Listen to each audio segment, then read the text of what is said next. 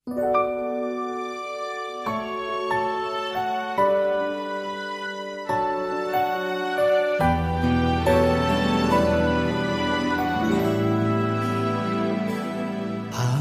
hendak bersyukur pada Tuhan karena keadilan-Nya dan bermazmur bagi nama Tuhan yang maha tinggi. Ya Tuhan, Tuhan kami, betapa mulianya nama-Mu, Tuhan kami, dimuliakan atas seluruh bumi.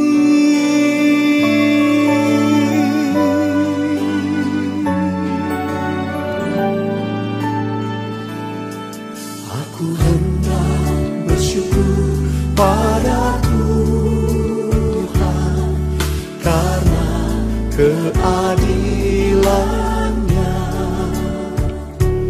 dan bermazmur bagi nama Tuhan yang maha tinggi. Ya Tuhan, Tuhan kami, betapa mulianya nama-Mu, Tuhan kami, dimuliakan atas seluruh bumi.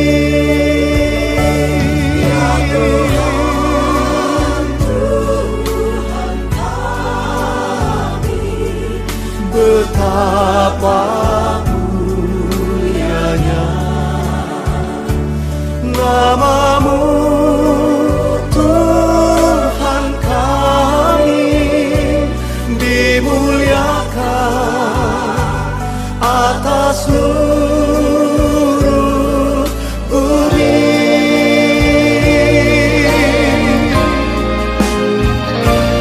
Ya Tuhan, Tuhan kami, betapa mulianya nama-Mu, Tuhan kami, dimuliakan atas seluruh bumi, dimuliakan atas seluruh bumi,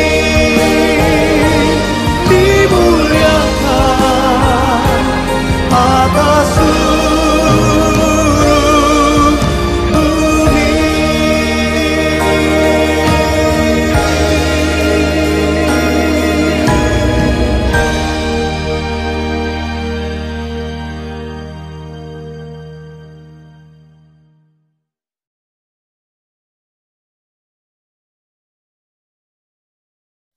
Shalom, selamat pagi Bapak Ibu saudara sekalian. Saya ucapkan selamat pagi dan tidak lupa selamat tahun baru ya 2021. Nah, pagi hari ini kita akan merenungkan sedikit firman Tuhan dan saya berikan judul yaitu plus minus. Plus berarti ada yang harus ditambahkan. Ya, di tahun yang baru ini kita mau menambahkan, dan juga minus berarti ada yang harus dibuang ya. Nah, dalam tahun yang baru ini saya percaya Bapak Ibu pasti punya harapan, punya keinginan, punya cita-cita yang tentunya menjadi lebih baik daripada tahun yang lalu. Yang kerja ingin supaya gajinya ditambahkan, penghasilannya bertambah, punya kedudukan lebih baik. Yang sekolah juga ingin dapat peringkat, dapat juara lebih baik dari tahun yang lalu ya. Dan semuanya itu keinginan itu nggak salah, Bapak Ibu. Ya. Tetapi yang lebih penting, apakah kita mau menambahkan yang tidak kelihatan lebih dulu? Ya, mengejar yang tidak kelihatan lebih dulu. Sebab firman Tuhan mengajar bahwa yang tidak kelihatan itu menentukan apa yang kelihatan. Ya. Nah, dan yang tidak kelihatan itu bersifat kekal. Sebab itu kita mau belajar dari firman Tuhan. Penambahan hal-hal jasmani itu ditentukan saat kita mulai mengejar dan mencari yang tidak kelihatan. Matius 6 ayat 33 mengatakan, "Tetapi carilah dahulu kerajaan Allah dan kebenarannya, maka semuanya itu akan ditambahkan kepada kita." Saat kita mulai mencari, mengejar, menambahkan hal-hal yang tidak kelihatan, yaitu kerajaan Allah. Apa itu kerajaan Allah? Kerajaan Allah, Roma 14:17, bukan soal makanan dan minuman, tetapi soal kebenaran, damai sejahtera, dan sukacita oleh Roh Kudus. Jadi kerajaan Allah salah satunya yaitu kebenaran firman. Saat kita mulai mencari kebenaran firman Tuhan, mengejar dan melakukan, saya percaya maka hal-hal jasmani itu juga akan ditambahkan kepada kita. Amin, Bapak Ibu Saudara. Nah, kemudian tadi saya katakan di awal, plus minus ada yang ditambahkan. Kita akan menambahkan yaitu yang tidak kelihatan. Lalu kemudian minus, kita perlu buang. Ya, di tahun yang baru ini kita evaluasi, kita cek apa yang harus kita buang. Tentunya sifat-sifat, hal-hal yang tidak sesuai dengan firman Tuhan kita harus buang. Nah, hari ini kita akan belajar satu saja, yaitu hal yang harus kita buang di tahun yang baru ini. Yaitu apa yang harus dibuang? Membuang kemalasan. Sebab ini satu hal yang penting, di mana banyak orang tidak bisa mengalami janji berkat Tuhan, kehilangan berkat Tuhan, sebab masih ada sifat malas, dan ini nggak dibuang. Sebab itu pagi hari ini kita akan belajar dalam kitab Yosua 18 ayat yang kedua dan 3. Yosua 18 ayat yang kedua dan 3 dikatakan, "Pada waktu itu masih tinggal 7 suku di antara orang Israel yang belum mendapatkan bagian milik pusaka. Sebab itu berkatalah Yosua kepada orang Israel, 'Berapa lama lagi kamu bermalas-malas sehingga tidak pergi menduduki negeri yang telah diberikan kepadamu oleh Tuhan Allah nenek moyangmu?' Waktu itu ada 7 suku, ya, Israel yang masih belum mendapatkan warisan pusaka. Dan kemudian Yosua dengan pimpinan Tuhan mengatakan, 'Berapa lama lagi kamu bermalas-malas?' Ya, Tuhan ingatkan kepada kita pada pagi hari ini, berapa lama lagi kita mau simpan kemalasan? Ya, kemalasan ini yang membuat kita tidak mendapatkan bagian janji Tuhan. Kanaan itu bicara janji Tuhan.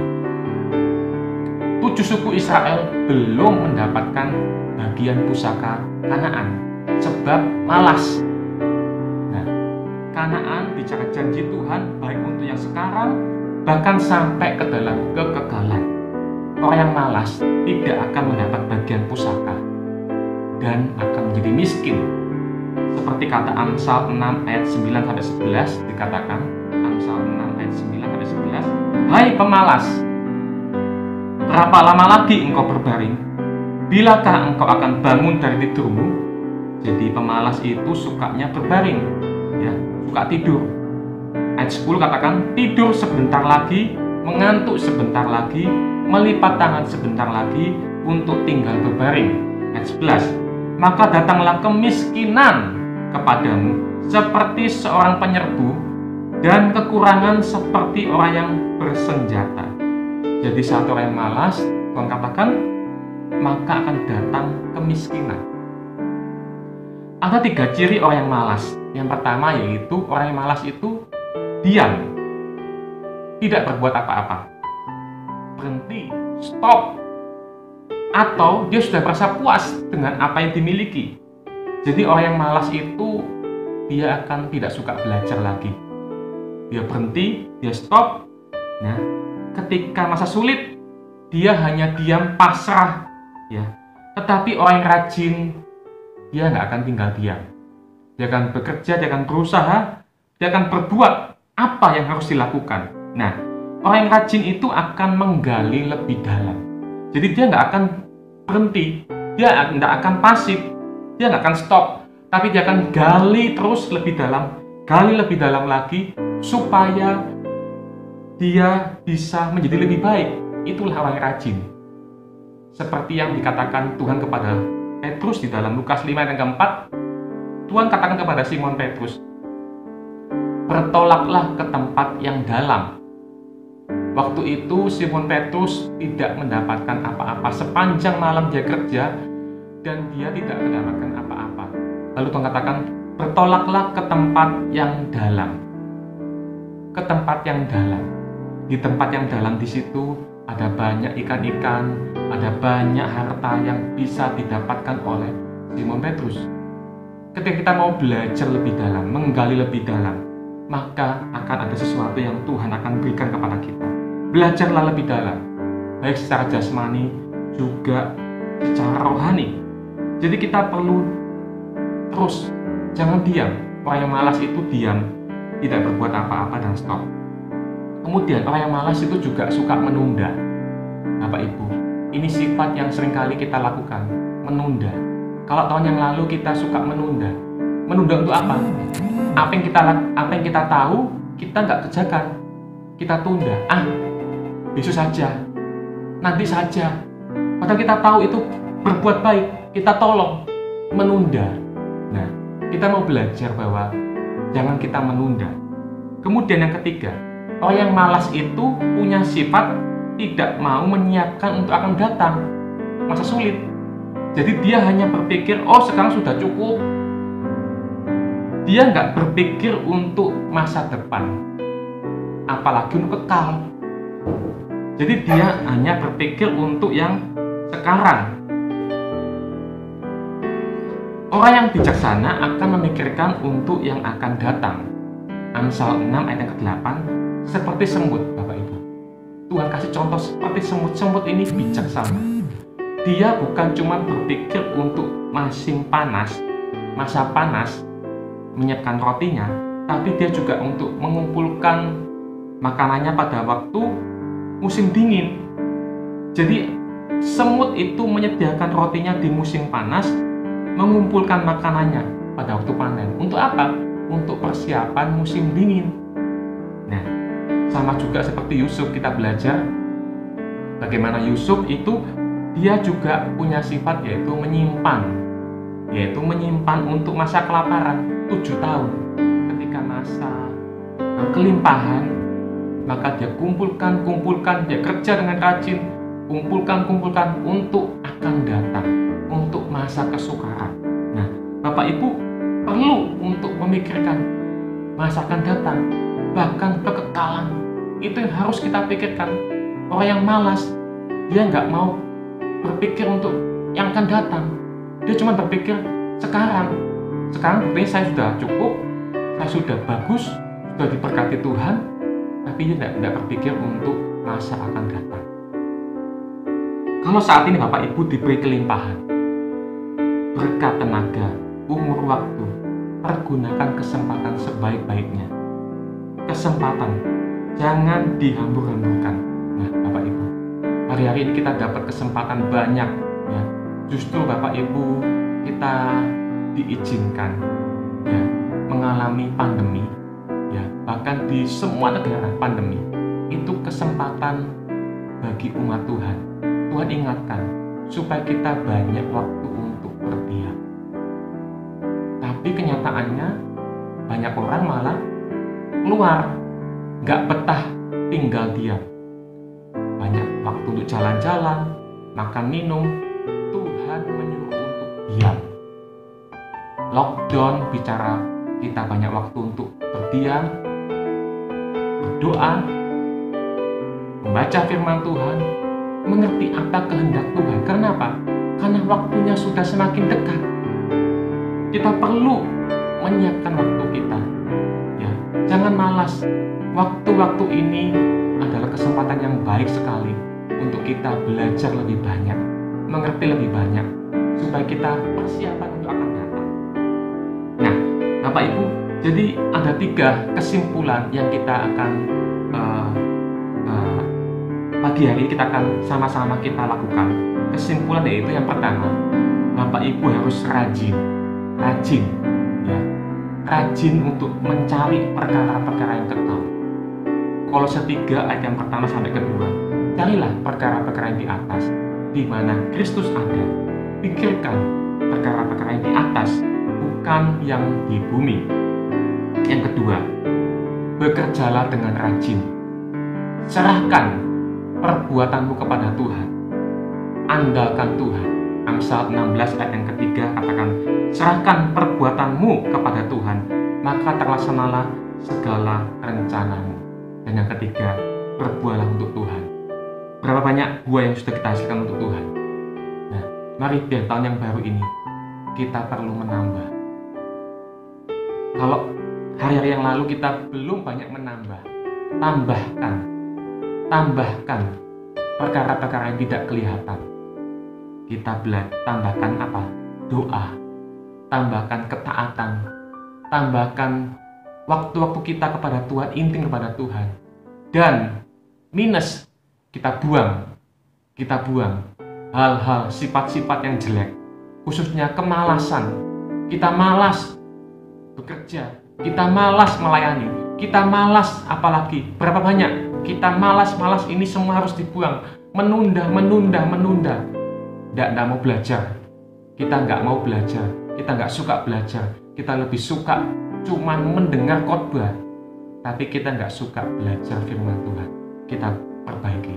Di tahun yang baru ini, mari biar Bapak Ibu menambahkan perkara-perkara yang tidak kelihatan.